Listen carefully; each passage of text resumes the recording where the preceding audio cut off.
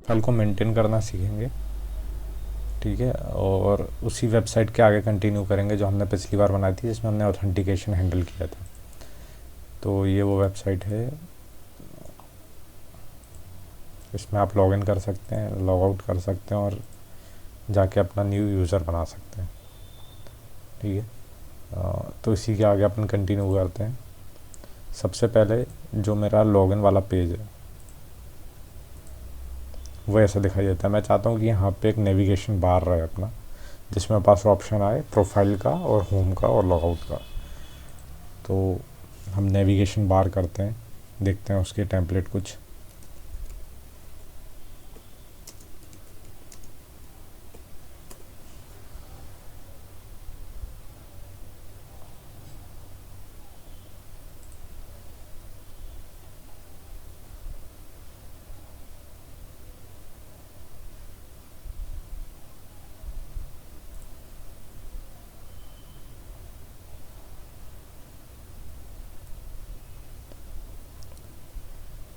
ठीक है, ये नेविगेशन बार मुझे अच्छा लग रहा है, एक बार इसका यूज़ करके देखते हैं अपन ये कैसा दिखाई देता है। तो इसमें टेम्पलेट्स के अंदर जाके अगर मैं होम पे जाऊँ, इसको कॉपी पेस्ट कर दूँ सीधे,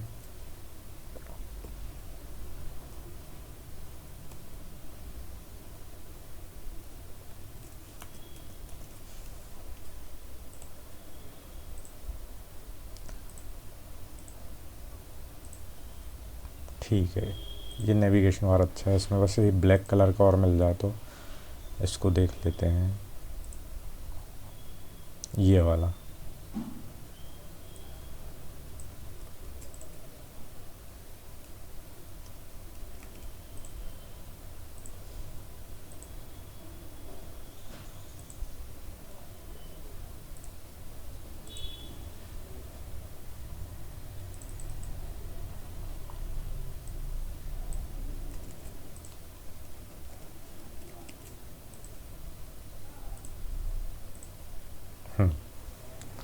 अभी ऑप्शन है इसमें अपनी वेबसाइट का नेम चेंज करते हैं अपन, जो कि अपनी वेबसाइट है अभी डमी। अब क्योंकि नेविगेशन बार हमारा हर उस पे रहेगा, हर पेज पे रहेगा, तो सबसे पहले तो इसको मैं बाहर लिख लेता हूँ, एक अलग से टेम्पलेट ही बना लेता हूँ इसका, जो कि है हमारा nav.html। ठीक है, और ये नेविगेशन बार को मैं वहाँ पे ले जाता हूँ।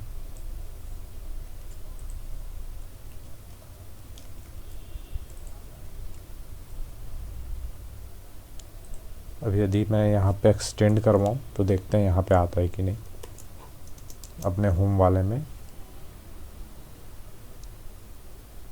एक्सटेंड nav.html,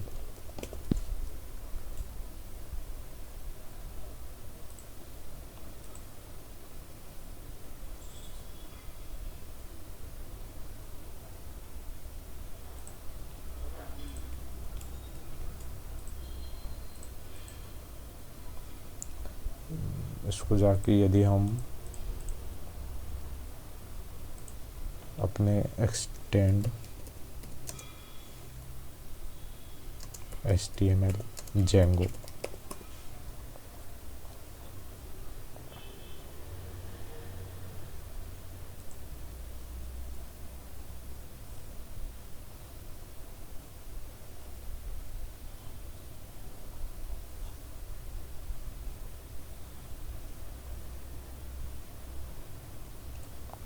ठीक है। इसमें हमें ब्लॉक कंटेंट और एंड ब्लॉक देना पड़ेगा, जिससे बाकी जगह इसको एक्सटेंड किया जा सके। तो इस पूरे कंटेनर की जगह पे इसकी जगह हम इसका यूज़ कर सकते हैं, ठीक है। ये हमारा नेविगेशन बार है, और जो भी इसको एक्सटेंड करेगा वो इसके अंदर उसका कोड आ जाएगा, ठीक है। अब देखते हैं लोग ने एक्सटेंड कैसे किया उसको।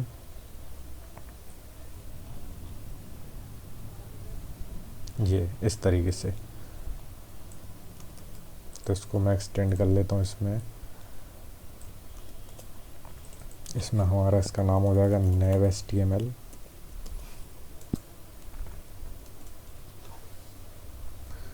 ठीक है, और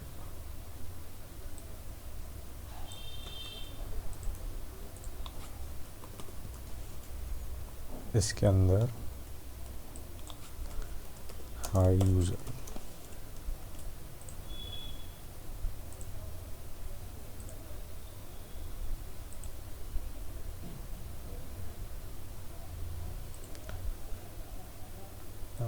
इसमें आएगा अकाउंट एप्लीकेशन का नेम।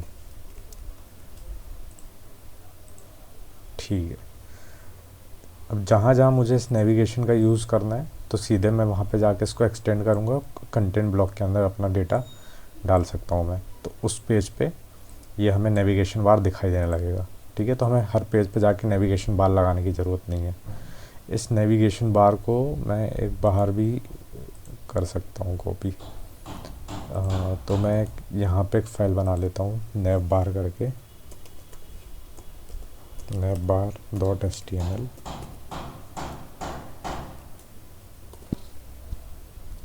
और ये नेविगेशन बार का कोड यहाँ पे कॉपी कर देता हूँ, और जो अकाउंट के अंदर नेविगेशन बार है उसको मैं डिलीट कर देता हूँ। इसका मेरे को बस नाम चेंज करना है nav_bar। ठीक है, क्योंकि ये मैंने बाहर इसलिए लेके गया क्योंकि ये अकाउंट की एप्लीकेशन के स्पेसिफिक ना हो। आगे जितनी भी एप्लीकेशन बनाए उसके हम यहाँ ये जो हमारा nav_bar HTML है उसको वहाँ पे एक्सटेंड कर सकें। ठीक है, अब यहाँ पे आके मैं दे देता हूँ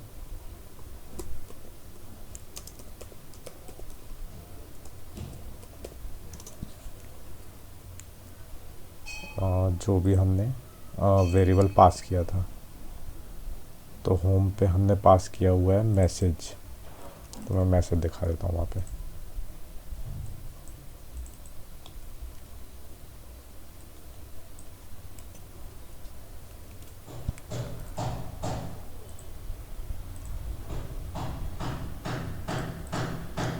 अब ये बाहर है तो इसलिए अकाउंट की ज़रूरत नहीं है, डायरेक्ट हम उसको एक्सटेंड कर सकते हैं।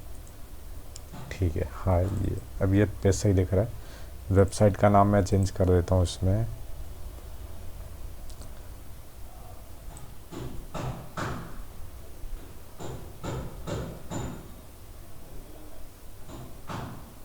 जिस तरीके से हमने यहाँ पे ब्लॉग दिया है वैसे ही वहाँ पे भी दे सकते हैं। तो जैसे मैं इसको चाहूँ तो दे सकता हूँ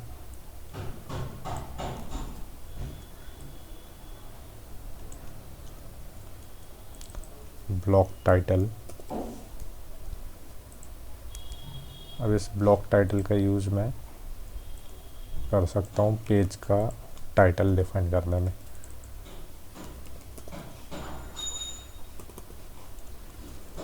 ठीक है, तो आपको पेज पे जो यहाँ पे ये दिखाई दे रहा है ये बूटस्ट्रैप एग्जाम्पल, इसकी जगह जो ये जो पेज है वो दिखाई देने लगेगा। तो मैं यहाँ पे दे देता हूँ सिंपल होम और रिफ़्रेश करता हूँ, ये देखो ये यहाँ पे होम हो गया। ठीक है, अब जो हमारी वेबसाइट का नाम है वो हम चेंज कर देते हैं जेंगो प्रोजेक्ट।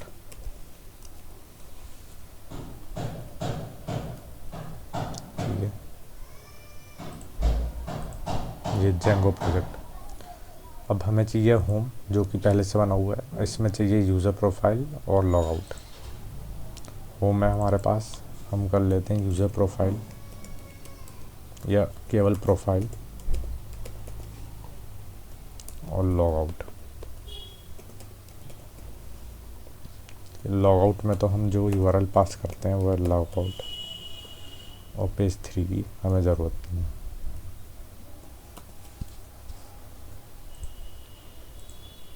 ठीक है, तो होम प्रोफाइल लॉगआउट। अब लॉगआउट को देख लेते हैं, तो लॉगआउट सही से काम कर रहा है।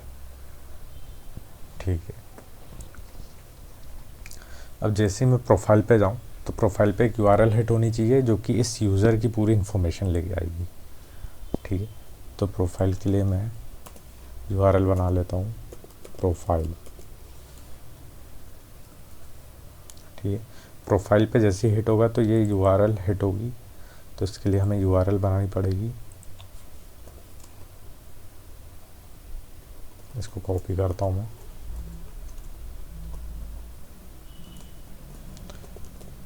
प्रोफाइल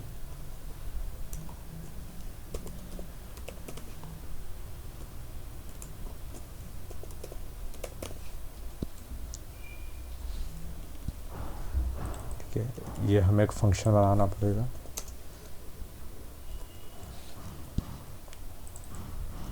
और इसको व्यूज़ के अंदर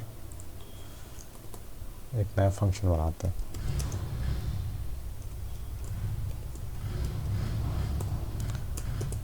इस फंक्शन में यूज़र तभी जा पाए जब वो लॉगिन किया हो, तो इसमें हम अपना लॉगिन रिक्वायर्ड डेकोरेटर का भी यूज़ कर लेते हैं।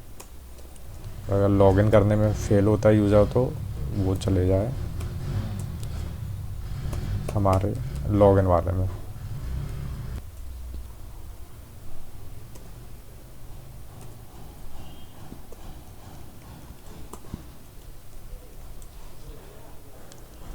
ठीक है, अब इसमें हमें यूज़र की पूरी इन्फॉर्मेशन भेजनी है वहाँ पे। ठीक है, तो हम यूज़र निकाल लेते हैं। अब क्योंकि ये लॉगिन है तो इसलिए रिक्वेस्ट के अंदर ही हमें यूज़र की इन्फॉर्मेशन मिल जाएगी। ठीक है, तो हम निकाल लेते हैं user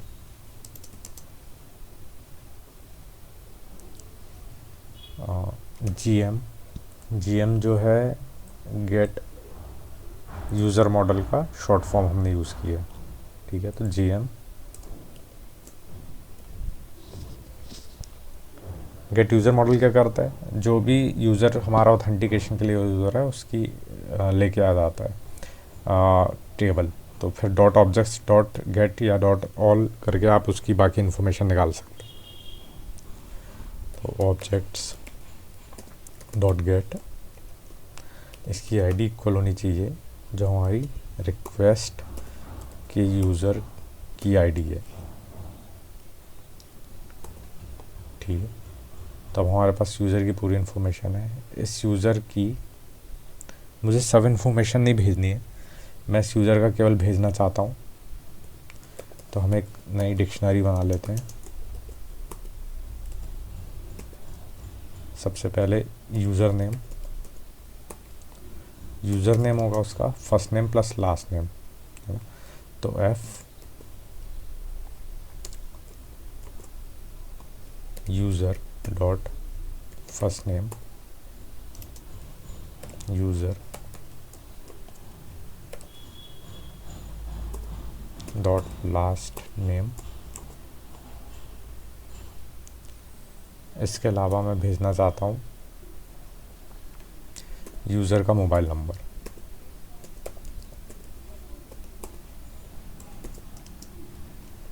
user dot mobile number. उसके अलावा मैं भेजना चाहता हूँ, एक बार हम अपना यूज़र का मॉडल देख लेते हैं।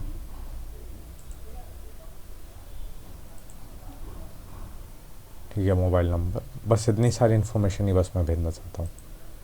ठीक है, तो यूज़र का नेम और उसका मोबाइल नंबर, इसको मैं भेजना चाहता हूँ एक प्रोफाइल नाम के HTML पेज में। जो अब तक बना नहीं है उसको हम अभी बनाते हैं। तो हम उसको रेंडर करवाते हैं।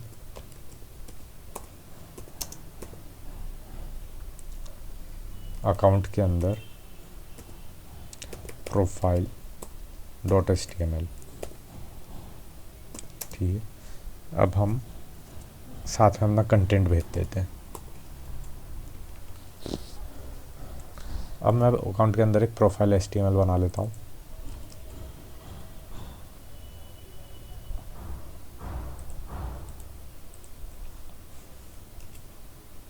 Profile dot HTML।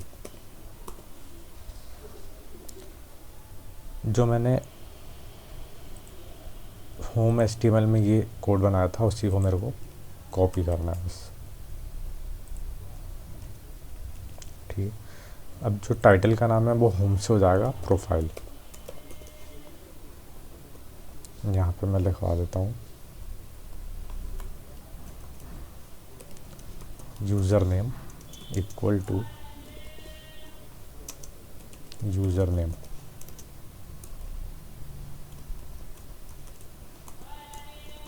Break line tag, फिर ये हो जाएगा मोबाइल नंबर,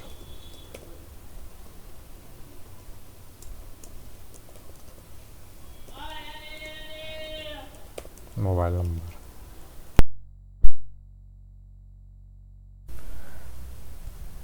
ठीक है, अब जाके अपन देखते हैं अपना पेज बनाए कि नहीं। इसको मैंने रिफ़्रेश किया और प्रोफाइल में गया तो देखो मोबाइल नंबर आ गया, इसका यूज़र नेम नहीं आया क्योंकि इस यूज़र को बनाते समय हमने इसका यूज़र नेम सेव नहीं किया था। तो यदि वो हम करना चाहते हैं तो हम जाके इसके एडमिन वाले पार्ट में जा सकते हैं और वहाँ से सेव करवा लेते हैं। तो ये यूज़र्स हैं, इसमें जो हमारा यूज़र है वो है ये। अब देख सकते हैं फर्स्ट नेम सेव नहीं है, तो इसको मैं सेव करवा लेता हूँ।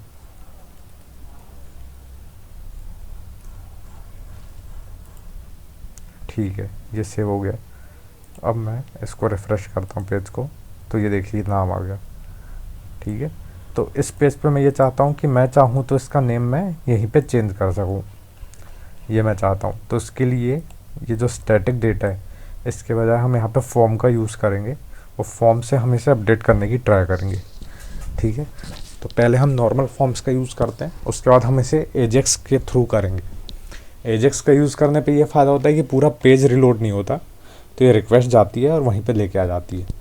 ठीक है, तो ये करके देखते हैं हम। तो एग्जांपल के लिए जब भी आप किसी फेसबुक में जाते हैं और वहाँ पे आप लाइक या डिसलाइक करते हैं तो पूरा पेज लोड नहीं होता है। ठीक है, वहीं पे लाइक और डिसलाइक हो जाता है। तो उस तरीके से हम ट्राई करेंगे। तो पहले यहाँ पे मैं सिंपल फॉर्म से करता हूँ, तो एक फॉर्म बना लेता हूँ मैं। फॉर्म का भी आप टेम्पलेट लिख सकते हैं, तो बूटस्ट्रैप फॉर्म टेम्पलेट। ठीक है, मुझे इस तरह का सिंपल एक चाहिए, तो मैं इसका यूज़ कर लेता हूँ।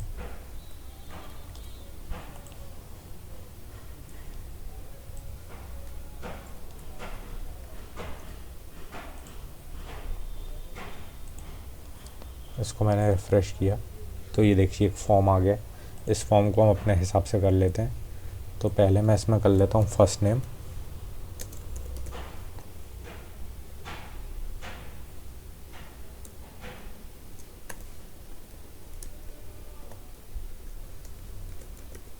एंटर फर्स्ट नेम, टाइप इसका रहेगा टेक्स्ट,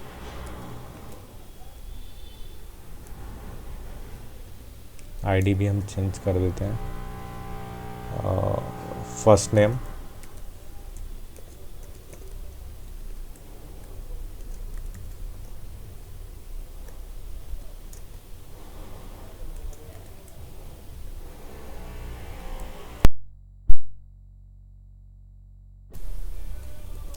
इसी में एक और फील्ड जोड़ देता हूँ मैं, जो कि होगा आपका फ़ोन नंबर।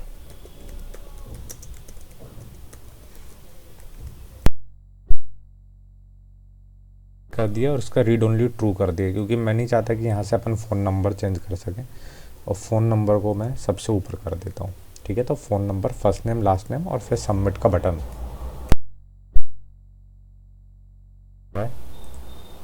तो ये इस तरीके से दिख रहा है, phone name, first name, last name. मगर इसमें वो चीज़ें नहीं आई जो हमने वहाँ से भेजी थी। तो उसको कैसे ला सकते हैं हम? हमें अगर जैसे ये फ़ोन नंबर है, ठीक है, तो इसकी वैल्यू में हमें उसकी एंट्री करवानी पड़ेगी। तो यहाँ पे मैं करता हूँ वैल्यू इक्वल टू, अब जो हमारी फील्ड आई थी वहाँ से, तो फ़ोन नंबर में आया था हमारा मोबाइल नंबर। ठीक है, देखते हैं इसमें होती है कि नहीं एंट्री। इसको रिफ़्रेश करता हूँ तो ये देखिए मोबाइल नंबर आ गया। इसको मैं कुछ चेंज नहीं कर पाऊँगा क्योंकि ये डिसेबल्ड है और ये रीड ओनली फील्ड है, केवल हम रीड कर सकते हैं। ऐसे ही फर्स्ट नेम और लास्ट नेम में भी कर लेते हैं। उसके लिए मुझे जो यहाँ पे मैं जोड़ के भेज रहा था उसके बजाय मेरे को अलग अलग भेजना पड़ेगा। ठीक है, तो इसको मैं अलग अलग कर देता हूँ।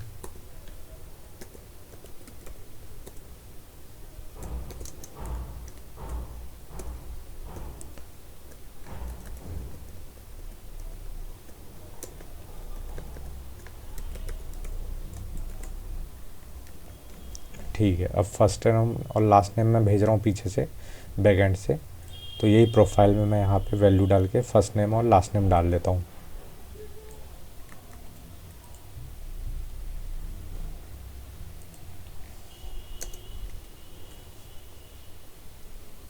ठीक है, यहाँ पे हो जाएगा फर्स्ट नेम और यहाँ पे हो जाएगा लास्ट नेम।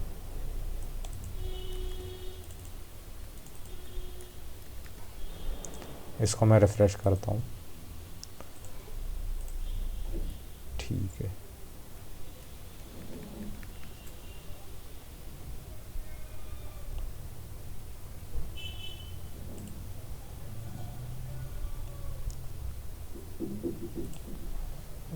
अगर मैं देखूँ तो हाँ, इसको मेरे को चेंज करना पड़ेगा। यहाँ पे मैंने डिक्शनरी भेज रहा था। ठीक है, अब सही दिखाई देगा। ठीक है, तो ये है। अभी सबमिट करने पे कुछ नहीं होगा क्योंकि अभी मैं कुछ परफॉर्म नहीं कर रहा हूँ। इसको आप चेंज कर सकते हो। ठीक है, ये रीड ओनली फील्ड नहीं है। तो हम ये देखते हैं, अगर हम प्रोफाइल को वहाँ से चेंज करते हैं तो हमें क्या करना है। तो जो मेरा प्रोफाइल पेज है ये, इसमें फॉर्म ये है, इसकी मेथड हो जाएगी पोस्ट, और एक्शन में हम इसको भेजेंगे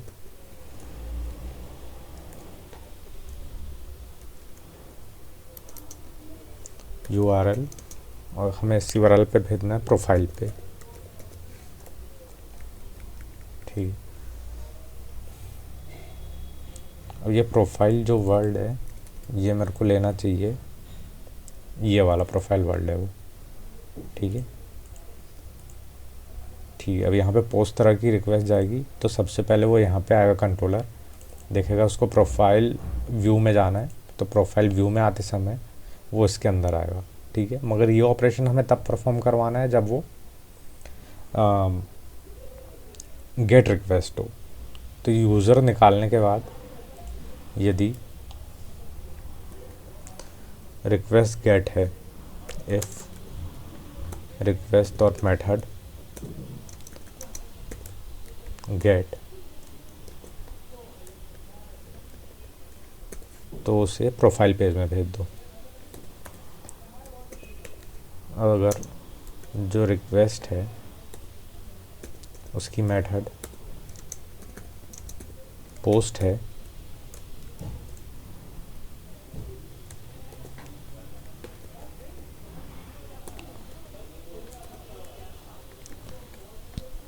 तो हमें ये जो पैरामीटर आ रहे हैं उनको लेना पड़ेगा। ठीक है, तो इसमें एक नेम फील्ड भी देनी चाहिए, नेम फर्स्ट नेम,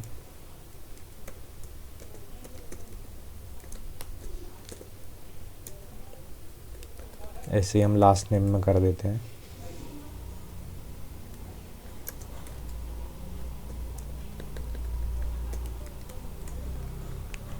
ठीक है, तो हमें इनको सुनना है, इन वेरिएबल्स को। तो फर्स्ट नेम में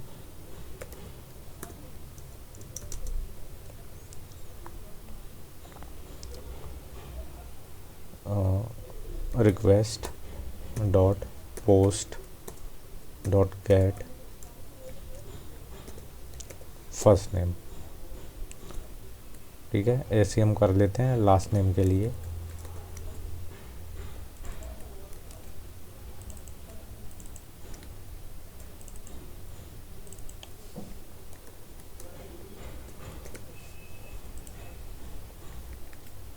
इसको हमें सेव करवा देना है यूज़र के नेम में।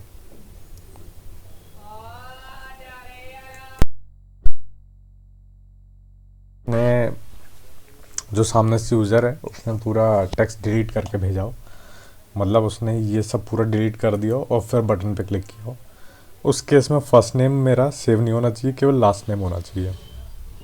तो यहाँ पे हम कंडीशन चेक कर लेते हैं। इफ़ फर्स्ट नेम, मतलब यदि फर्स्ट नेम है तो ही मैं डालूँ, और इसमें हम लिख देते हैं अगर फर्स्ट नेम ना आए तो वो उसको नन ले ले, ऐसी लास्ट नेम ना आए तो उसको नन ले ले वो। तो यदि फर्स्ट नेम है तभी यूज़र का जो फर्स्ट नेम है वो हो जाएगी फर्स्ट नेम। ऐसे ही हम कर लेते हैं लास्ट नेम के लिए भी।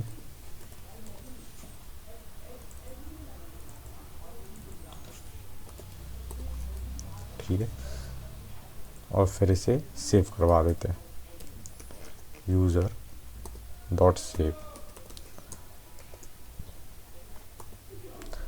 ठीक है, ये करवाने के बाद हम रीडायरेक्ट कर देते हैं प्रोफाइल पे, रिटर्न रीडायरेक्ट प्रोफाइल।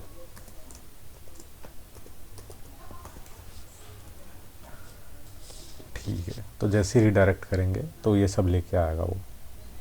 या तो उससे अच्छा हम इस कंटेंट को मैं बाहर ले लेता हूँ इफ के, और इसी पेज पे वापस भेज देता हूँ।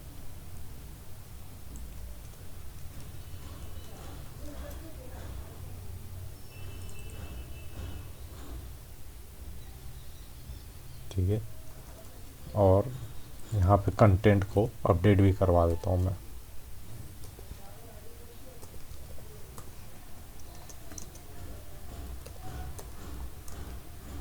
इसी तरह से कंटेंट के लास्ट नेम को भी अपडेट करवा देता हूँ।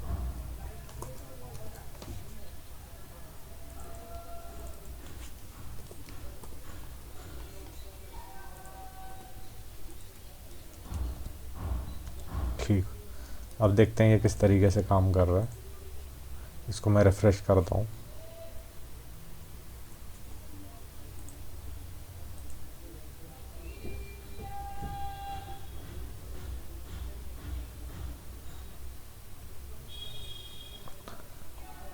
ये एरर दे रहा है मेरे को।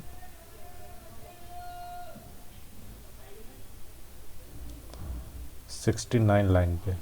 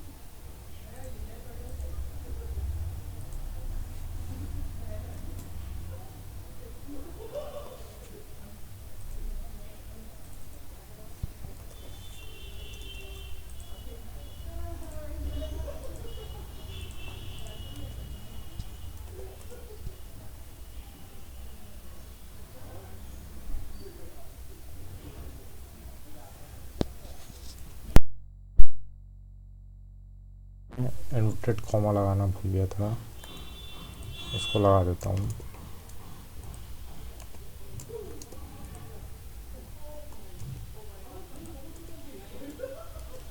ठीक है, अब चलना चाहिए। ठीक है, अब चल गया ये। तो यदि यहाँ पे आके मैं अपनी ये अपडेट करता हूँ तो ये अपडेट हो जाएगी। मैंने सिंक किया और सबमिट किया। ओके, CSRF टोकन मैं नहीं भेज रहा हूँ, जैसा मैं लॉगिन पेज में भेज रहा था। एक बार वो भी भेजता हूँ मैं, क्योंकि ये पोस्ट रिक्वेस्ट है तो ये हमें भेजना पड़ता है।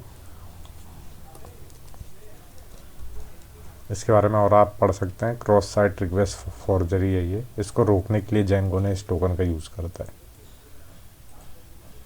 इसको मैंने रिफ़्रेश किया।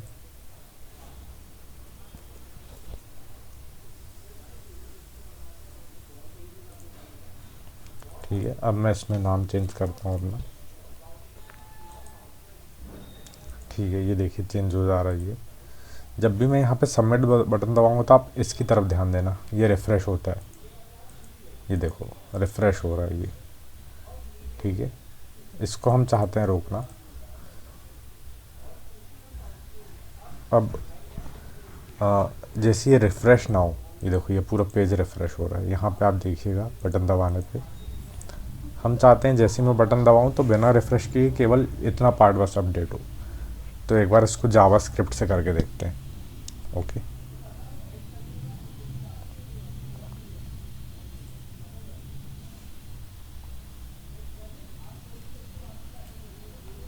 ठीक है। तो इसमें हम फॉर्म का यूज़ ना करके ये जो बटन है इसका टाइप सबमिट ना देके इसको बटन रखते हैं। अब मैं जब बटन दबाऊंगा तो कुछ नहीं होगा, ठीक है। तो हमें इसके लिए जावास्क्रिप्ट लिखनी पड़ेगी। तो जावास्क्रिप्ट लिखते हैं हम।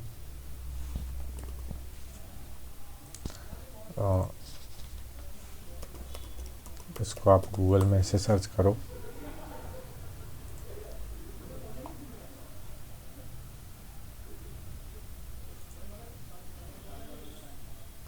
ठीक है।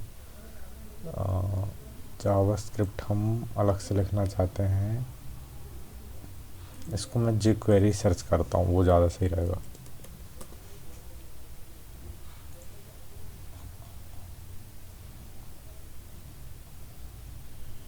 इन्हें हमें एजेक्स का भी यूज़ करना बताया, ठीक है। तो ये हम देखते हैं, इसको मैं कॉपी करता हूँ पूरे को।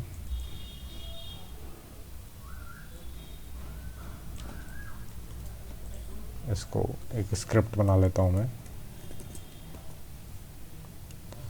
स्क्रिप्ट टाइप देने की ज़रूरत नहीं है, और इस स्क्रिप्ट को एंड करता हूँ। अब इस स्क्रिप्ट के अंदर लिखूँगा ये वाली चीज़, ठीक है। और ये चीज़ कब होनी चाहिए? जब भी मैं इस बटन को क्लिक करूँ, ठीक है। तो इस बटन की एक आईडी दे देता हूँ मैं। आईडी इसलिए दे रहा हूँ क्योंकि ये बटन एक ही रहेगा इस पूरे पेज पे। इस बटन का है सबमिट। तो जब भी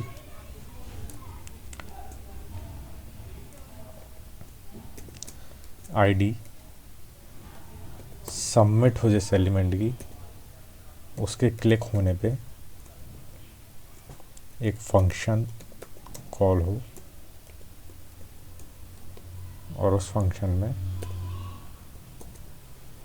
इस पूरी चीज़ को मैं लिखूँगा, इस एजेक्स को, ठीक है।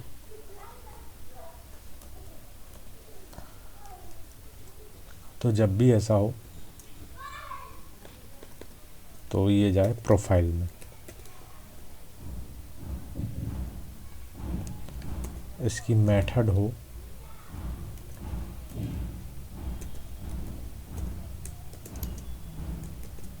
पोस्ट। इसमें जो हम डेटा भेजना चाहते हैं वो डेटा भेजना चाहता हूँ मैं फर्स्ट नेम और लास्ट नेम, ठीक है। ये हम कैसे भेज सकते हैं? हमें जहाँ पे फर्स्ट नेम हम डालेंगे उस टेक्स्ट बॉक्स के एलिमेंट में उसकी वैल्यू निकालनी है। उस एलिमेंट को कैसे, उस टेक्स्ट बॉक्स को कैसे पकड़ेंगे? उसकी आईडी से, जैसे हमने ये बटन को पकड़ा था, ठीक है। तो ऐसे ही मैं यहाँ पे कॉपी करता हूँ। अब इसकी आईडी क्या है? हमारे फर्स्ट नेम वाले टेक्स्ट बॉक्स की फर्स्ट नेम। तो फर्स्ट नेम डॉट वैल, ठीक है। इससे उसकी वैल्यू मिल जाती है।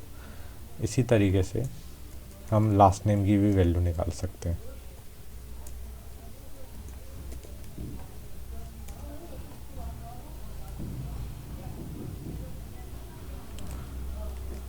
ठीक है।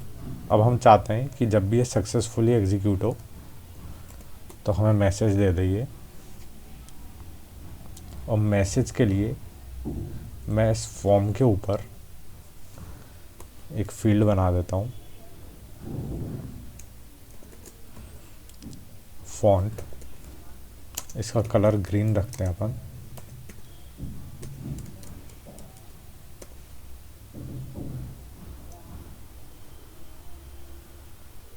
और जो इसका साइज है वो 4,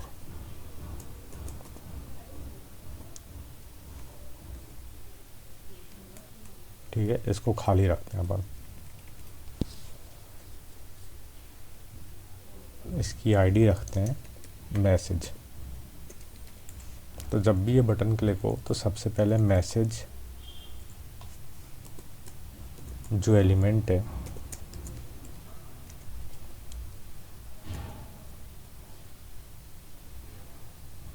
उसका जो HTML है वो खाली हो,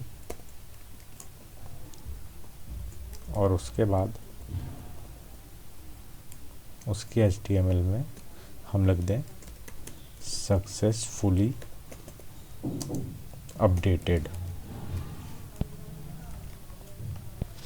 ठीक है, सिंपल है। एजेक्स में जब ये बटन क्लिक हो, बटन कौन सा, सबमिट वाला बटन, ये हमने कैसे किया, उसकी आईडी से किया। ये jQuery है सिंपल सी, ये आप इसको ट्यूटोरियल में भी देख सकते हैं कभी भी।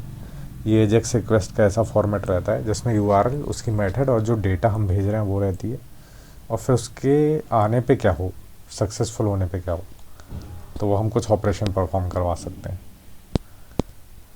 ठीक है,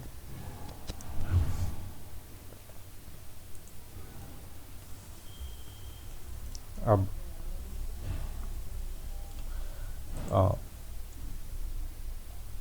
पोस्ट रिक्वेस्ट में ऐसा होगा तो उसके बाद मैं यहाँ से रेंडर नहीं करवा सकता, यहाँ पे मुझे डायरेक्ट रिस्पांस भेजना रहता है। ठीक है, तो आप देखोगे मतलब एजेक्स के लिए अलग रिस्पांस भेजना रहता है। तो आप इसमें अगर देखोगे कभी जेंगो एंड एजेक्स,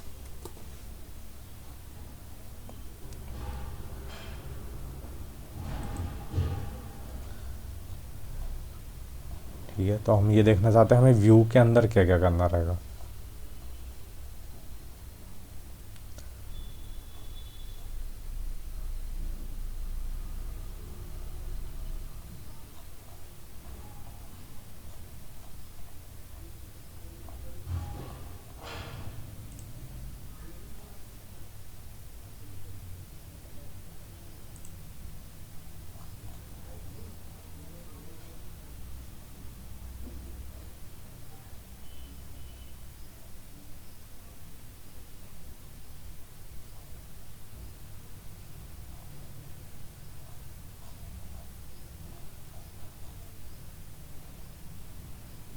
ठीक है, तो हम पहले यूज़ करते हैं HTTP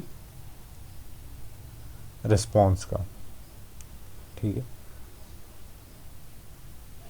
और या तो फिर हम यूज़ कर सकते हैं रेंडर टू HTTP रिस्पॉन्स का यूज़ करना ज़्यादा सही लग रहा है मेरे को, तो इसको पहले इंपोर्ट करवा लेता हूँ मैं। तो जेंगो HTTP से हमने निकाल लिया HTTP रिस्पॉन्स। ठीक है, उसके बाद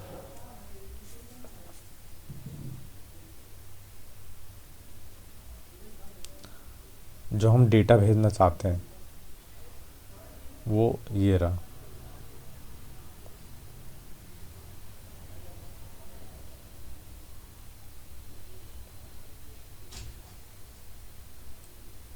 तो सबसे पहले इसको मैं कॉपी पेस्ट करता हूँ यहाँ पे हमारी मेथड के अंदर।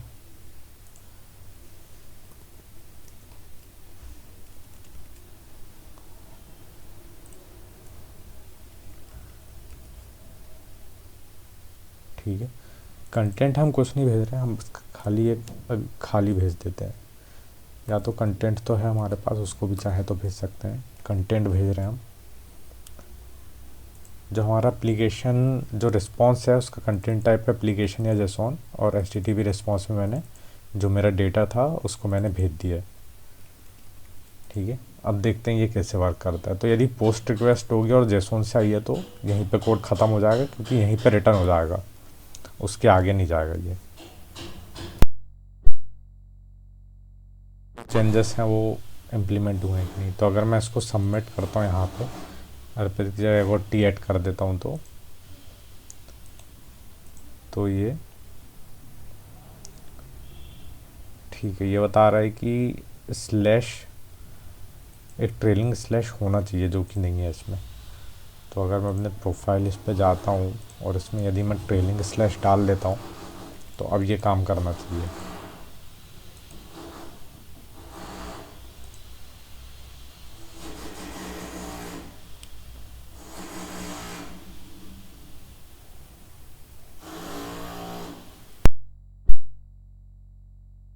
ये एरर दे रहा है कि CSRF टोकन मिसिंग। तो इसको हम सर्च कर लेते हैं।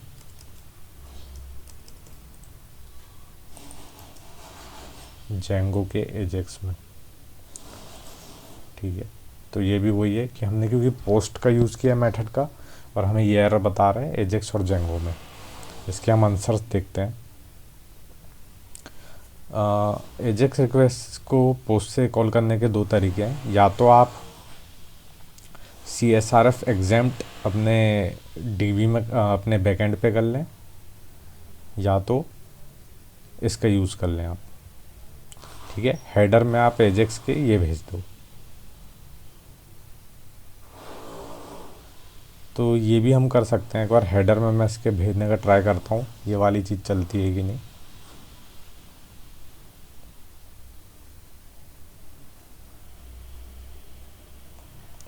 मगर मुझे ये ज़्यादा इजी लग रहा है, इसमें ज़्यादा चेंजेस नहीं है।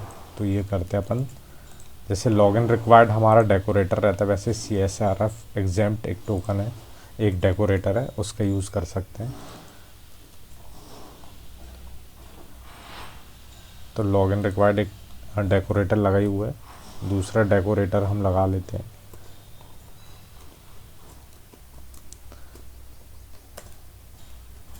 ठीक है, CSRF एग्जेम्प्ट का। अब देखते हैं अब ये काम करता है कि नहीं। तो मैंने रन सर्वर किया, इसको ओपन किया, प्रोफाइल में गया, ये देखिए आ गया सक्सेसफुली अपडेटेड। ठीक है, तो यानी ये काम कर रहा है, सक्सेसफुली अपडेटेड। अब ये जो तरीका है HTTP रिस्पॉन्स वाला, इसके बजाय आजकल न्यू तरीका यूज़ होता है, वो है जेसॉन रिस्पॉन्स भेज के। ठीक है, जैसा कि इसमें दिया भी हुआ है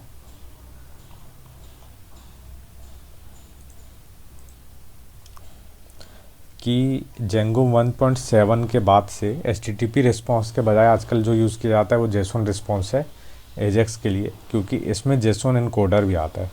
तो हमें सीरियलाइज करने की ज़रूरत नहीं है भेजने के पहले। ये कहना चाहते हैं, ये जो हम अपने कंटेंट को डंप करके भेज रहे हैं, हमें ये करने की ज़रूरत नहीं पड़ेगी, और ये सब हमें ऐड एक्स्ट्रा की ज़रूरत नहीं पड़ेगी। ठीक है, यदि हम जेसॉन रिस्पॉन्स का यूज़ करें।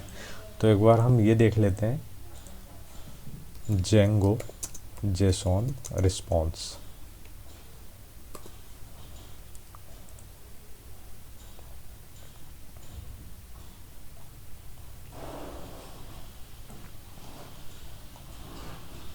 इसमें मैं सर्च करता हूँ जेसॉन रिस्पॉन्स।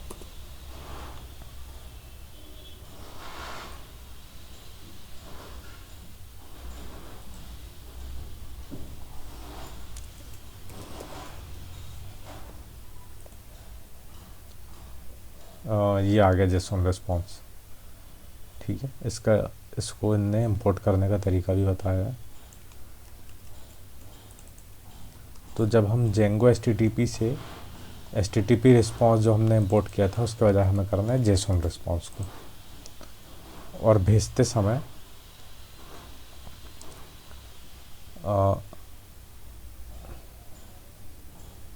ये जो हमारा रिस्पॉन्स है सीधे उसको हमें भेज देना है। ठीक है, तो इसका यूज़ करता हूँ एक बार मैं।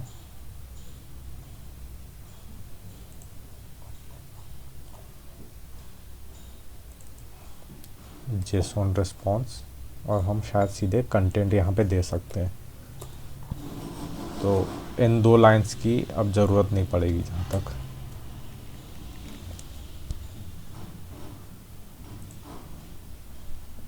ठीक है, देखते हैं ये वर्क करता है कि नहीं। दोबारा से मैं रिस्टार्ट करता हूँ अपने सर्वर को। प्रोफाइल में गया मैं, यहाँ पे मैंने अपना नाम चेंज किया और इसको सेव किया। ठीक है, ये ज़्यादा अच्छे से काम कर रहा है, और हमें कम कोड में यही चीज़ मिल गई। ठीक है, जो हम HTTP रिस्पॉन्स के साथ यूज़ कर रहे थे, और समझने में भी ज़्यादा आसान है। तो इस तरह से हम एजेक्स के थ्रू, और इससे पहले मैंने आपको बताया था फॉर्म्स के थ्रू, दोनों तरीके से कैसे अपडेट कर सकते हैं फॉर्म्स को, ये बताया है। अब इसमें आप फ़र्क देख सकते हैं, जब भी मैं इस बटन पे क्लिक करूँगा तो यहाँ पे कुछ चेंज नहीं होगा। ये देखो, तो यानी पूरा पेज नहीं अपलोड हो रहा है। ठीक है, इसको चेंज करके देखते हैं अपन। सरनेम को। अब आप ध्यान देना ये पूरा पेज नहीं अपलोड होगा। ठीक है, तो आज के वीडियो में हमने देखा कि हम कैसे यूज़र प्रोफाइल को हैंडल कर सकते हैं। ठीक है, ये प्रोफाइल आ गई, वापस होम पे नहीं जा रही है तो इसको भी एक बार सुधार देते हैं। तो मैं अपने नेव बार में जाता हूँ और होम पे मैं /home URL दे देता हूँ। ठीक है, अब देखते हैं प्रोफाइल पे और ये होम पे। तो होम पे अच्छा कुछ देने की ज़रूरत नहीं है, तो ये अपने आप चले जाएगा। ठीक है, प्रोफाइल पे ऐसे आया, होम पे ऐसे चलेगा। ठीक है, अब काम कर रहा है ये। ठीक है, और ये लॉग आउट भी हो गया, फिर वापस लॉग इन प्रोफाइल। तो हमारी एक वेबसाइट जो है वो शेप ले रही है। अच्छा, इसके बाद हम इसमें होम में और कुछ नए फीचर ऐड करेंगे जिससे हमारी कंप्लीट वेबसाइट बन जाए। ठीक है गाइस, मिलते हैं अगले वीडियो में।